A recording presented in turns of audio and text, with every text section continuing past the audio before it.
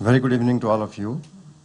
I'm really grateful to Ambassador Kumar for giving me this opportunity to share some thoughts, academic thoughts on BRICS. After listening to the chair, it is really difficult. He's not only a practitioner of diplomacy, he has been a prolific analyst, opinion makers, opinion writers, and all of us read his pieces. I don't see a single point where I'm going to differ, rather I'll repeat and reinforce in academic ways some of the points that he made. Now, my brief 12 minutes or maybe 11 minutes remarks on BRICS should be on the following points. Number one, what BRICS is not. Number two, what BRICS is. And number three, what exactly is the significance of BRICS today that we should be talking about it. And the number four, how the countries around the world are perceiving it. And then finally, I will raise some questions. Some of the answers have been given by the chair, but it would be worth repeating. Number one, what BRICS is not is important. It is not a universal organization like the United Nations. It is not a regional organization like the EU or ASEAN or SAARC. It is not a trade grouping like NAFTA. It is not a military organization like NATO. It's not a geopolitical grouping like ARF. Then what exactly it is? It is basically a geopolitical grouping of 5 emerging powers. And its geographical scope spans 4 continents: Asia, Africa, Europe, and Americas. It is not based on treaty, has no secretariat, but it does engage heads of states of 5 important countries in the world. It is relatively a very young grouping of 5 nations and at an extremely formative stage of evolution. But its composition is really important to take note of. Number one, the largest democracy in the world is a member of this grouping. 2 veto-yielding members of the UN Security Council are part of it, Russia and China. 3 nuclear weapon powers, Russia, China, and India, are part of BRICS. 4 fastest growing economies in recent years. The current situation may be different, but the fact remains that in the last several years, 4 fastest growing economies in the world were part of BRICS. And 5 BRIC members, moreover, account for more than 40% of the world's population live in the BRIC countries. It accounts for about 20% of the global GDP, and in terms of PPP, 28% of the global GDP. Russia is the superpower of the European landmass. China and India are the 2 among the 3 largest Asian powers. Brazil and South Africa, likewise, are the most powerful and influential actors in their respective regions. Now, this is the composition. So we cannot say that this is yet another grouping, just groping in the dark about its role and all. There is some meaning to it if you see the composition of BRICS.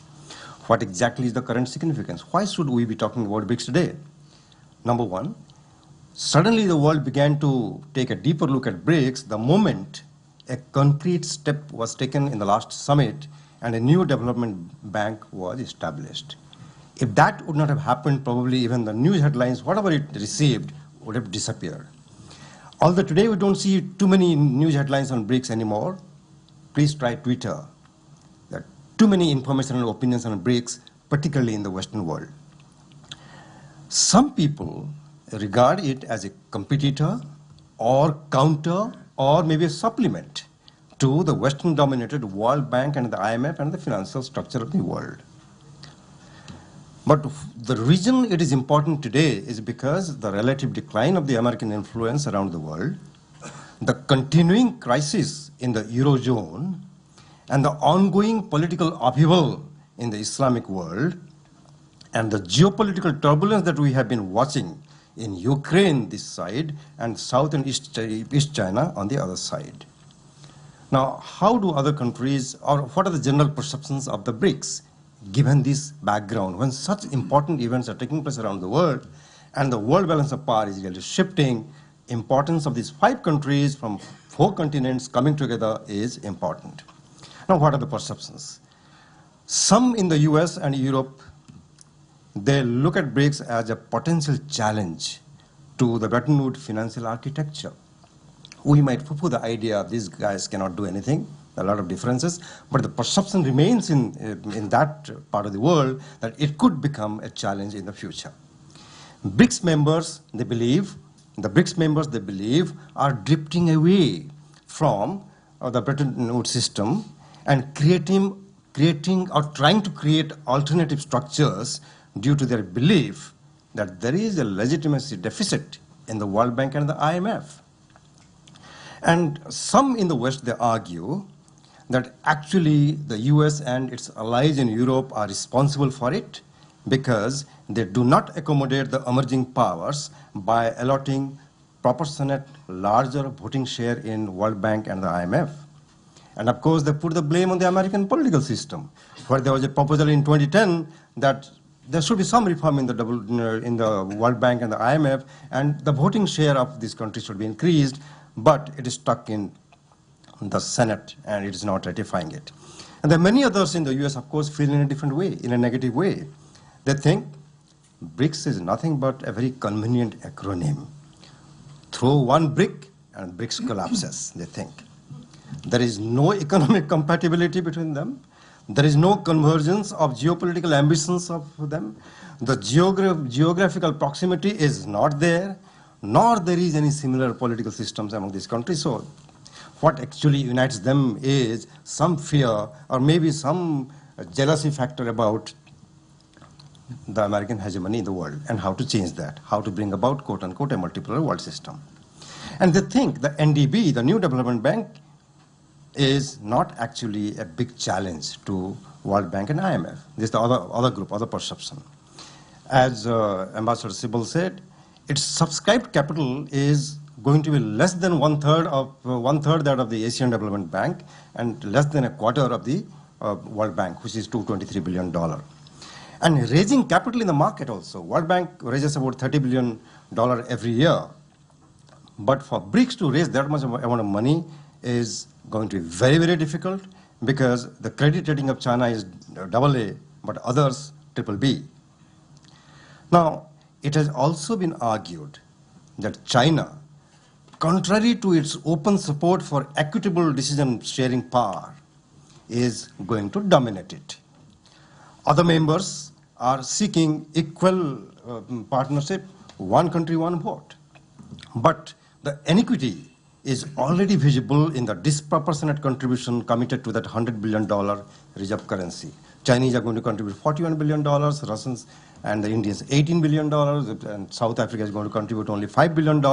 So this is very clear already that how it is not going to be one country, one vote only. Maybe in the beginning stage, this kind of noises are being made. Now I'll raise a few questions. Some questions will be similar to what, again, the chair said. And then all of us together probably should be trying to find the answer. Number one, is China using BRICS as one of the instruments to compete with the US or counter the US? In response to President Obama's Asia rebalancing strategy in last couple of years, China is having its own rebalancing game and approaches. Without getting into the details, just a few examples. The proposal of China to have a new Silk Road, a new maritime Silk Road. And of course, the Chinese are trying to reduce the US Treasury bond that they have been buying in last 3 quarters. It is now reducing. They're also concluding different kind of currency swap agreements with very many countries to reduce the importance of dollar in the world market. So, is China using it? Next question would be, is Russia trying to use it to manage its emerging, this is my understanding, the emerging mini Cold War between the US and Russia that we are witnessing in Europe and to some extent in the Middle East. Russia, after all, in the face of agricultural sanctions recently, looking at the BRICS countries to import agricultural products from them. Let the Americans and the Europeans not sell, but here are our friends, they can sell. Now, third question, Is India seeking to use its membership in BRICS as one of very many means to strengthen its strategic autonomy while improving its strategic partnership with the US?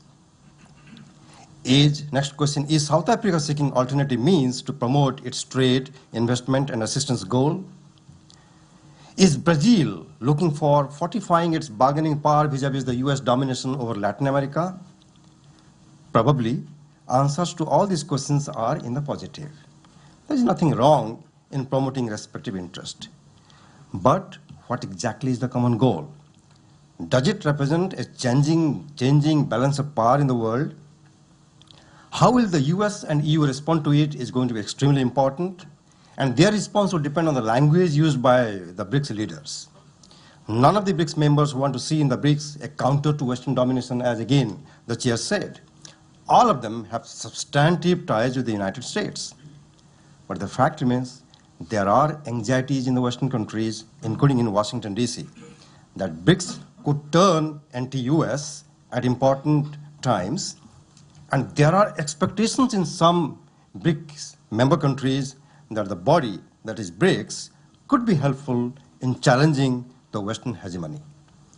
My last one line.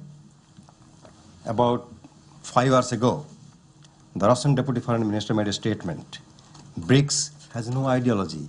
BRICS has no agenda. I think the language is pretty good. They're not saying that we are going to challenge, counter, or compete with the West, but they are going to have their own limited ways of cooperating. Let's see what's going to happen in the future. Thank you for your attention.